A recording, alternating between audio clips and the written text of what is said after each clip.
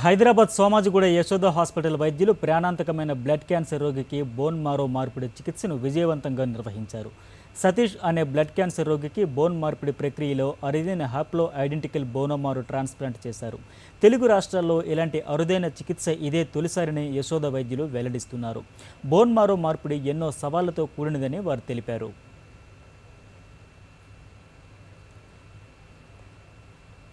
बार बार తిరిగి వచ్చిన క్యాన్సర్కి బోన్ మ్యారో ట్రాన్స్ప్లాంట్ మామూలుగా మనం ఫ్యామిలీలో బ్రదర్స్ కానీ సిస్టర్స్ కానీ ఫుల్ మ్యాచ్ ఉంటే చేస్తాము. దానికి అలోజెనిక్ ట్రాన్స్ప్లాంట్ అంటారు.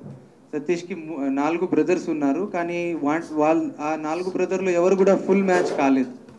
So it was a difficult situation. కొత్త రకమైన బోన్ మ్యారో ట్రాన్స్ప్లాంట్ ఇది చాలా కాంప్లికేటెడ్ ట్రాన్స్ప్లాంట్ ప్రొసీజర్. దాంట్లో లైఫ్కి రిస్క్ చాలా ఎక్కువగా ఉండొచ్చు.